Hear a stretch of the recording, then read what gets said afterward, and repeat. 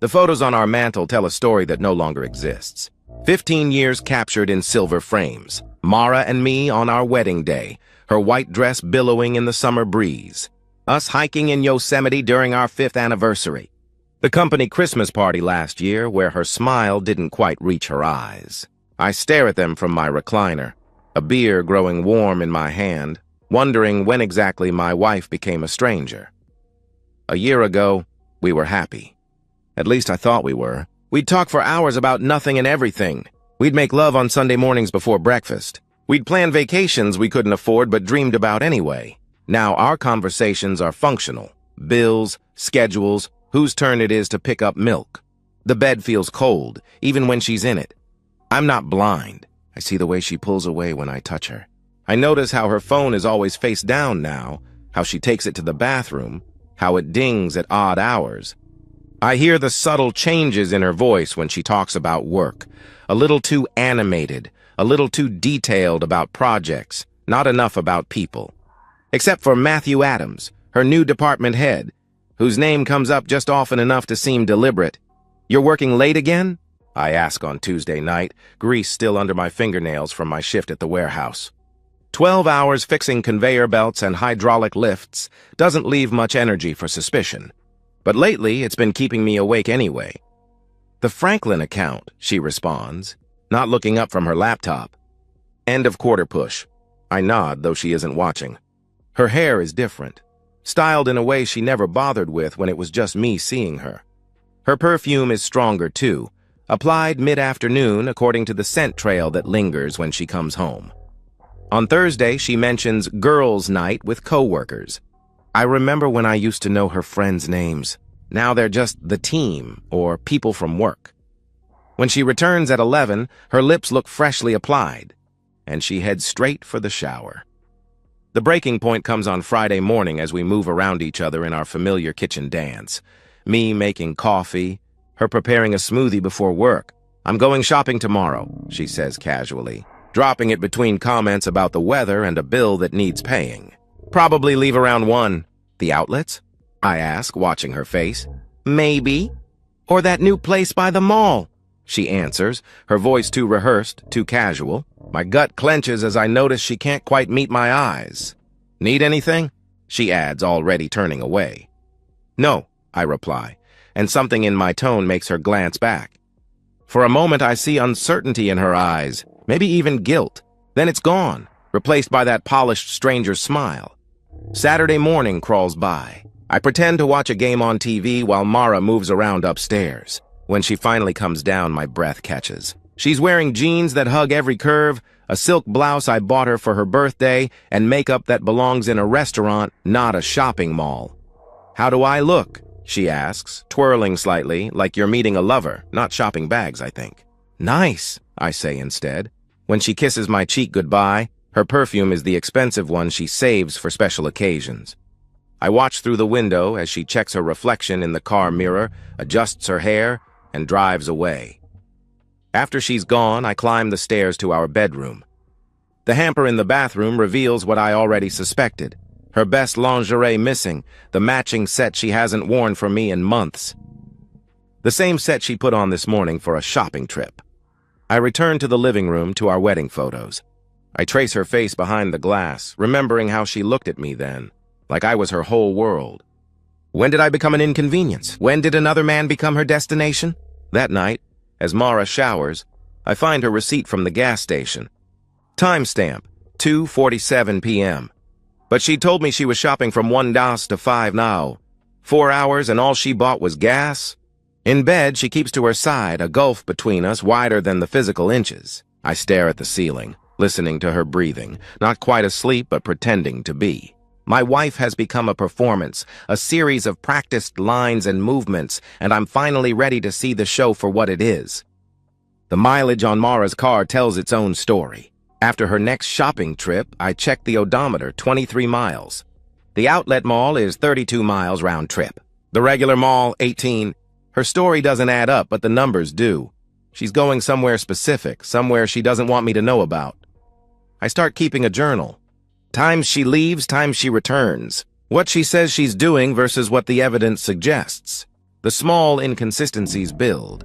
She mentions buying a blouse I never see, talks about a sale at a store I later discover has been closed for renovation, returns with her hair slightly damp on a sunny day. How was shopping? I ask after her third Saturday trip. Good, she answers, arranging her face into that careful mask. The outlet mall was crowded, though. I nod, not mentioning that I drove by the outlet mall that morning. The main entrance was blocked off, construction equipment everywhere. A sign announced, "Closed for renovations until September."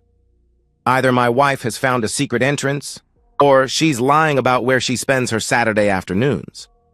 On Tuesday, I meet my buddy Tony for beers after work. He's a mechanic at the warehouse too, been my friend since high school. Mara? Yeah, I saw her car last weekend, he says when I casually mention her shopping habits. That silver Accord, right? It was parked near that strip mall by the office park. The one with the fancy coffee shop? My heart pounds. What time was this? Around 3? I was picking up Jen from her shift at the medical center, he explains, studying my face. Everything okay with you two? Yeah, I lie. Just trying to figure out where she found this shirt she bought. Wanted to get her another one. That night I wait until Mara is asleep before checking her purse. There, tucked into a side pocket, is a business card. Matthew Adams, Department Head, Regional Operations. I remember him from last year's Christmas party. Tall, salt and pepper hair, the kind of confident smile that comes from knowing your year-end bonus could pay off my truck. He'd shaken my hand too firmly, eyes already moving past me to more important people. I take a photo of the card, then replace it exactly as I found it. Back in the living room, I pull up Facebook on my laptop. Matthew Adams's profile is mostly private, but his profile picture shows him on a boat, expensive sunglasses, no wedding ring. His job history matches what Mara told me. He transferred from the Chicago office about 14 months ago. LinkedIn tells me more. Graduated from Northwestern, former consulting firm partner. Joined Mara's company as part of a senior leadership restructuring. Posted an article last month about mentoring talent in the organization. The comments include one from Mara. Great insights as always. So grateful for your leadership. 3 months ago, she'd never mentioned his name. I dig deeper. Instagram shows check-ins at a high-end restaurant downtown every Friday night. A review he left for a small hotel near the strip mall Tony mentioned. Discreet professional service. Perfect for business meetings. The pieces click together, the picture they form making me sick. Wednesday morning, I call in a favor with my shift supervisor. Need to leave early on Saturday, I tell him. Doctor's appointment. Everything okay? He inquires. Just a checkup, I assure him. Been putting it off too long? That night, Mara mentions another shopping trip. Thought I might check out those new stores by the interstate, she says while loading the dishwasher. Find anything good last time? I ask, keeping my voice neutral. Just some work clothes, she answers, suddenly very interested in arranging the silverware. Nothing exciting. I watch her hands. The wedding ring I saved 3 months to buy. The manicure she didn't have when we met. When she was a receptionist with ambition, and I was a mechanic with dreams of our own garage someday. We built this life together, brick by brick. Now she's dismantling it, thinking I'm too stupid to notice the missing pieces. Friday night I prepare. I charge my phone, check that it has enough storage. I plan my route, where I'll park, what I'll do if I'm wrong, and what I'll do if I'm right. I lie awake beside Mara, studying her profile in the darkness, trying to reconcile the woman I married with the one who might be betraying me. In the morning, she's especially affectionate. A kiss that lingers. A touch on my arm, overcompensating, easing her guilt. I might be late, she mentions. There's a sale at Nordstrom, I nod. Take your time.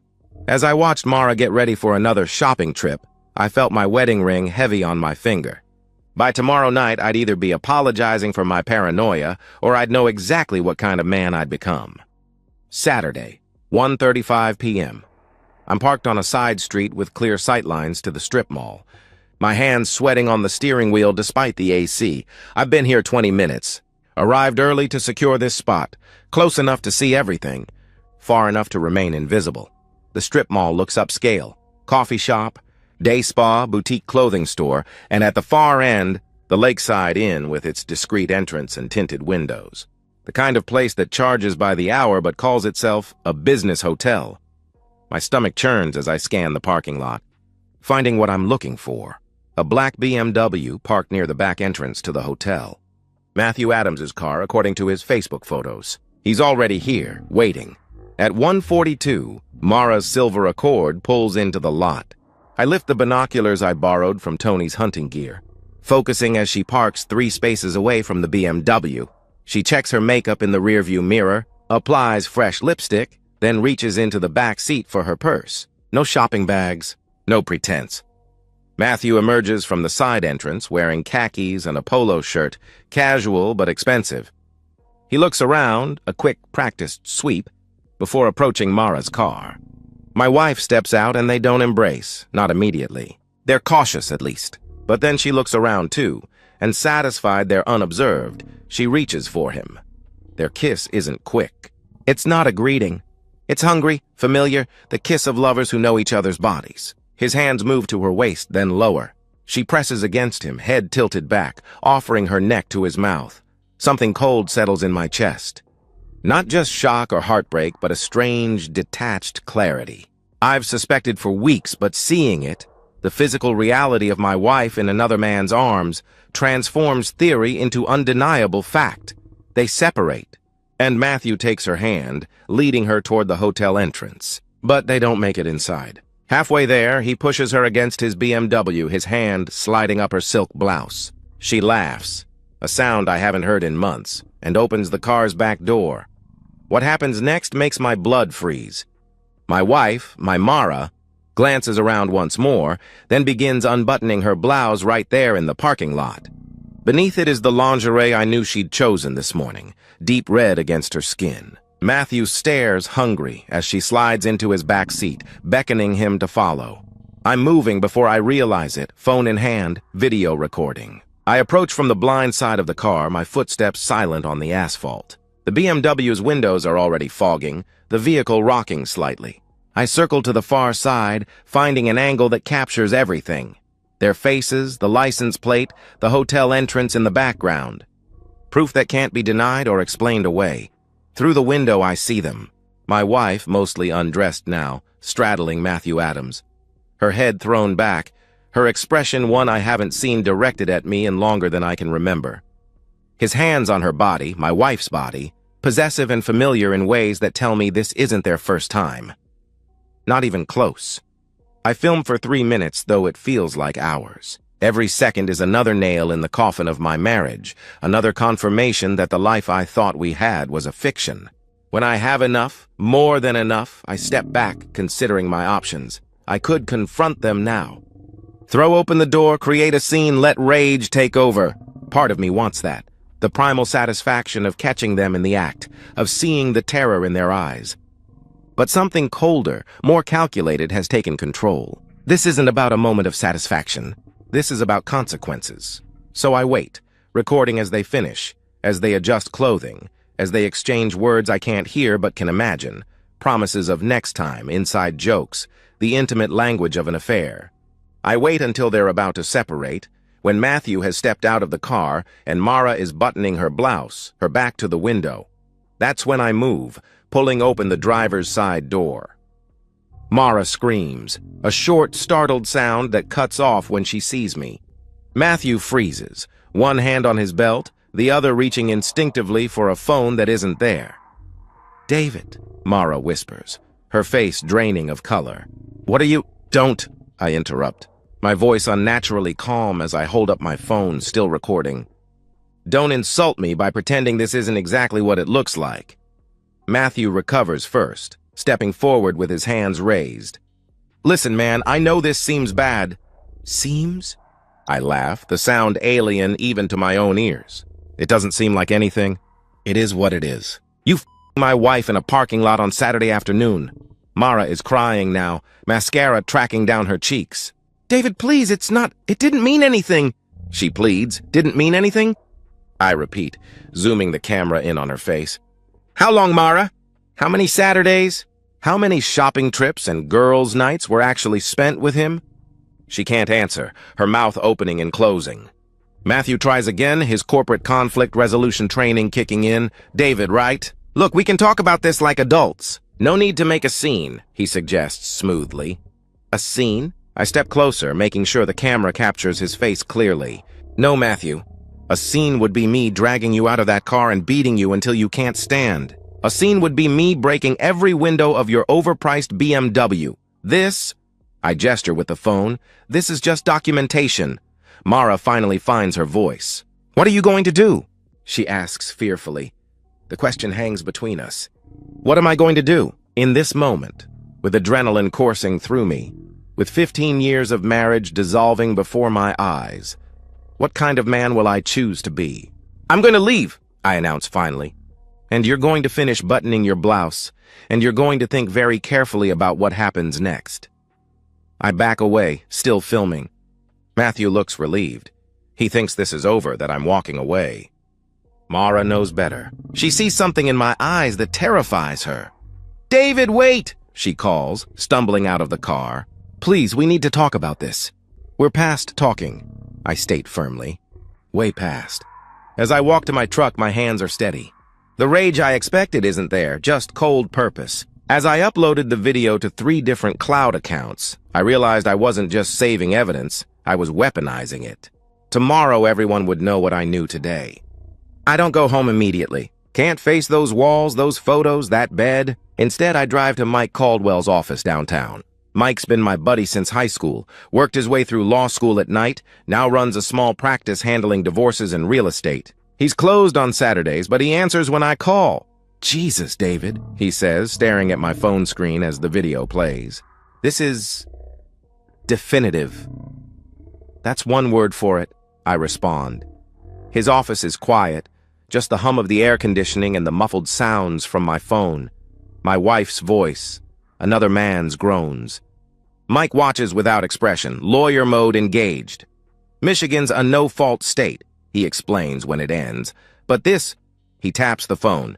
This changes the financial picture considerably. Adultery affects alimony, property division. With this evidence, she'll get nothing she's not legally entitled to. Maybe less. How fast can you draw up papers? I ask. Mike studies my face. You're sure? No cooling off period, no conversations? I watched my wife with another man in a parking lot today, I state flatly. I'm done talking. 3 hours later, I have divorce papers in a manila envelope and a plan taking shape. Mike's warned me about certain lines not to cross, legal boundaries that could backfire, but otherwise, he's with me. Make her famous, he said as I left his office. I stop at Best Buy, purchase an external hard drive, and back up the video in triplicate. At a coffee shop with free Wi-Fi, I create new email accounts, new social media profiles. I trim the video, editing it to remove the most explicit content while keeping the identities clear, the location obvious, the betrayal undeniable. Legal but devastating. By evening, I've sent the edited video to everyone in our contact lists, family members, friends, co-workers. I've posted it to community Facebook groups, local forums. I've sent it directly to Matthew's boss, to Mara's HR department, to the partners at their firm. I've labeled it clearly, Matthew Adams and Mara Miller, Saturday afternoon at Lakeside Inn. Then I drive home and change the locks. The hardware store guy didn't ask questions when I bought new deadbolts. I'm nearly finished installing them when my phone explodes with notifications. The video is spreading faster than I expected. Mara calls 17 times in 30 minutes. I don't answer. Her texts grow increasingly frantic. David, please pick up. I can explain. People are calling me. OMG, what have you done? Answer your phone. My boss just called me. David, this will ruin everything. At 7:43 p.m., her car screeches into the driveway. I'm sitting in the kitchen, divorce papers on the table, when she pounds on the front door. David, open this door right now. Her voice is shrill, panicked. The lock is changed? Are you kidding me? I approach the door but don't open it. The papers have been filed, I inform her through the wood. Your copies are in an envelope on the porch. Papers? What papers? More pounding. David, do you know what you've done? Everyone's seen it. My sister, my parents, everyone at work. She cries out. Yes, I acknowledge simply. Everyone. She's crying now, her words dissolving into sobs. Please, David, it was a mistake. It didn't mean anything. It was just in a parking lot. I finish for her. Yeah, I saw that part. Let me in. We need to talk about this, she begs. There's nothing to talk about.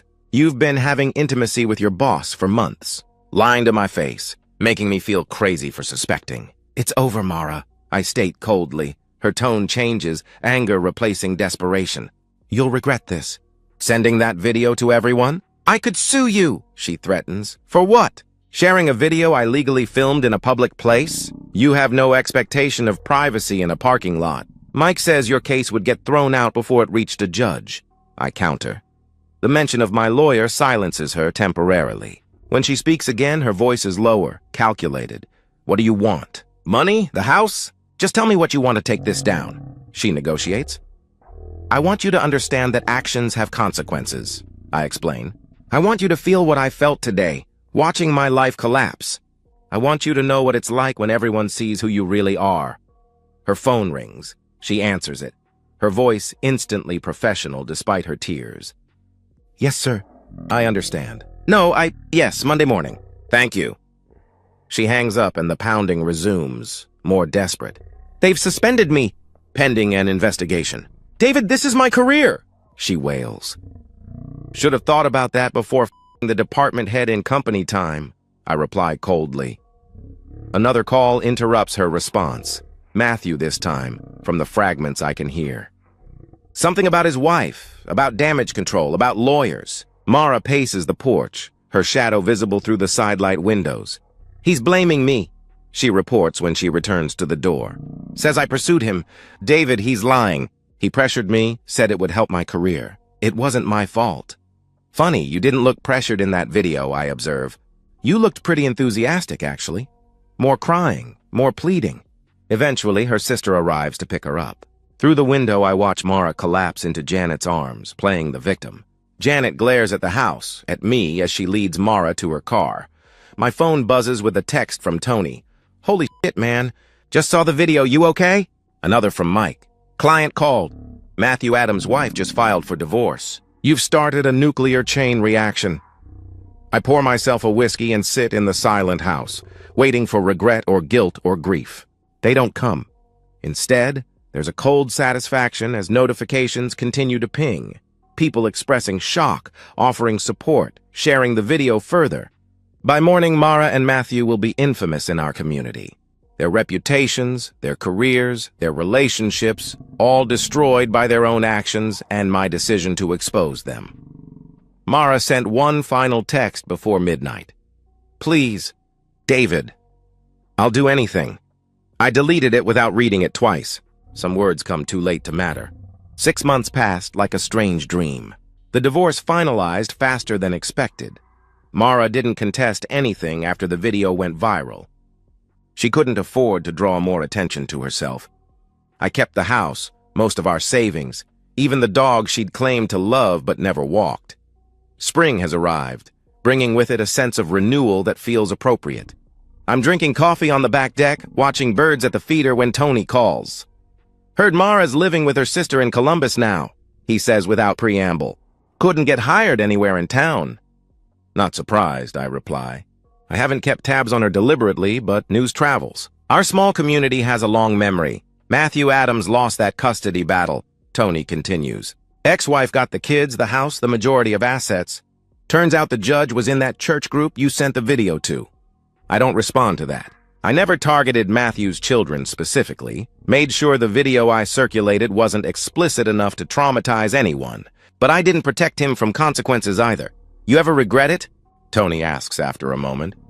How public you made it? I consider the question honestly. No, I answer finally. Cheating thrives in secrecy. They were careful, calculated.